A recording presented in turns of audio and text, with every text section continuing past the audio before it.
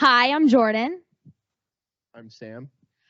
So before we get started with our presentation and the project idea that we had for our week here at Agritech, we're just going to start off by talking a little bit about what we did during that week. And so, Sam, do you want to do that?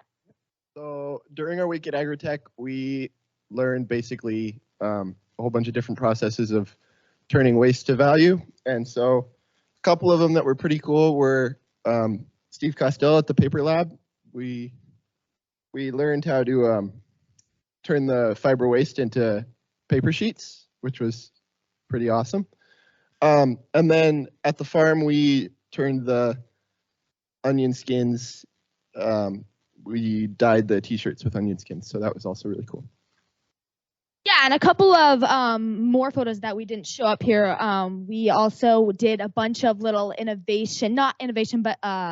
lecture hall meetings we did one with game theory. They talked about designing games in that. And then we also met with Susie Hodgkin, who spoke to you earlier. She went over there. And she talked to us about circular waste streams, repurposing, upcycling, and essentially just turning waste into value, which is what we did during this week. And so the origin of our project today that we're going to be talking to you about actually came from Sam. He thought of the idea because this upcycling project we're doing is a big waste item that occurs in his farm, and he has surpluses at his farm. So he mentioned this to me, and immediately Taylor and I, our advisor Taylor, her and I, our eyes light up, and we just go, perfect, that's what we're going to do. So Sam, do you want to talk a little bit what you do at Valley Acres? So I live on a small farm in Proctor, Vermont. We grow flowers for bouquets. We sell vegetables. We have chickens and goats. During the summertime, we have our goats free range on the mountain and the meadows. But in the wintertime, we need feed, so we feed them hay. And in that process, when you're harvesting hay and turning it into hay bales, you use baling twine to keep it nice and tight and packed together. And so we get a lot of waste of that because we're going through a lot of hay bales in the winter to feed our goats.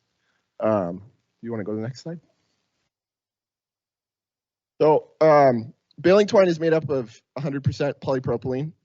Polypropylene can biodegrade when it is in the soil, but it is not considered a biodegradable because it releases toxins into the soil. So in manufacturing, it can contain small traces of cadmium and lead, which is not good to go into our soil. So it takes anywhere from 20 to 30 years to degrade into the earth. And so the idea Sam and I are going to be presenting to you today is a upcycling idea that reuses this single-use waste material that many farmers across Vermont and beyond have. And so, as I said, single-use, meaning that when this is used, it just sits around, lies in farms, and goes in our landfills. So the idea behind this project is to redirect that waste that just lies around, as you see in these photos. It's going to be redirected into things that farmers will use on the day-to-day. And so that introduces our idea, which is kind of a fiber artist mix-up between things. We have actually some prototypes that Taylor, our mentor, will be handing out to the judges and maybe passing around. So as you can see, there's a dog leash, a floor mat where farmers can put their boots and attach their dogs, and then like a glasses thing, or just some ideas that we found on the internet. And then some more for the more advanced fiber artists. There's the baskets, which could be used to collect eggs for farmers. And then more floor mats or like pot holders, horse leads. There's really an endless possibility with these weaving opportunities that are available with this baling twine. And so here's a couple of the prototypes we made. So yeah, they'll be passing those around. But so these are just some keychains, and I'll get Sam will talk to you a little bit more about these keychains that we have here on them. But they're just a little weaving I summed up, and then Sam and Taylor also helped that you'll see passing around later. But yeah, this is just some of the prototypes we did. And so Sam will talk a little bit about those keychains on there. Yeah. So once we came up with this idea of that we wanted to repurpose the baling twine, we wanted to make some charms to kind of relate to our project and what we're going for.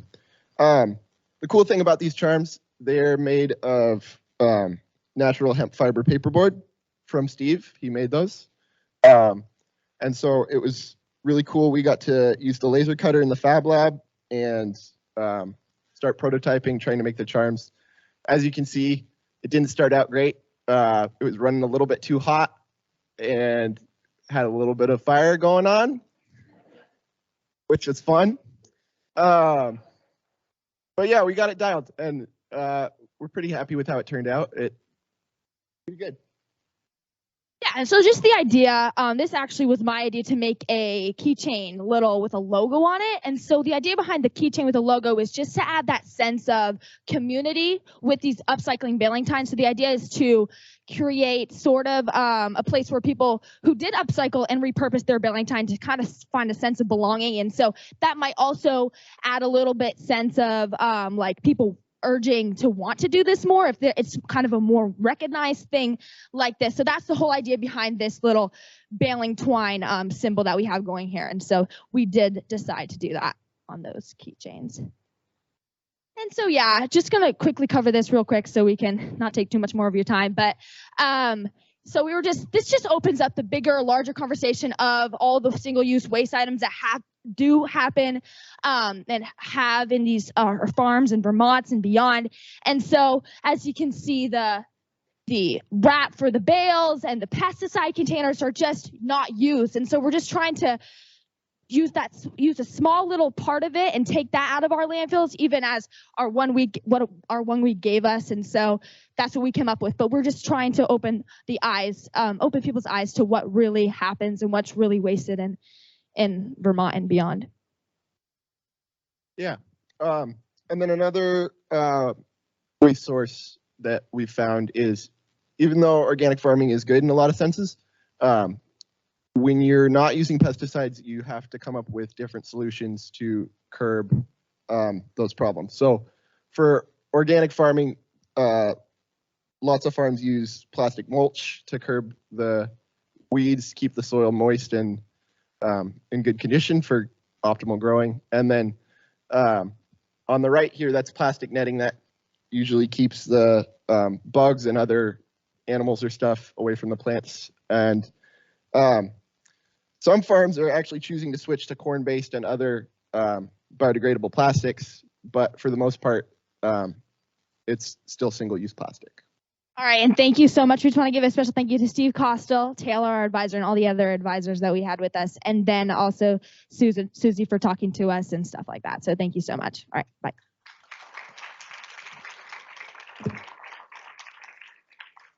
One quick question for you all. Can you repeat, you talked about some of the chemicals that are found in the baling twine and what goes into our soil. I'm sorry, can you just repeat what those were? So it's really trace amounts, but then when you're putting like just a massive amount, like we saw in some of those pictures with the farms, when that's degrading into the soil, then it's more cause for toxins. But in manufacturing, you get trace amounts of cadmium and lead in the baling twine, but it's a very small amount on a small scale like that.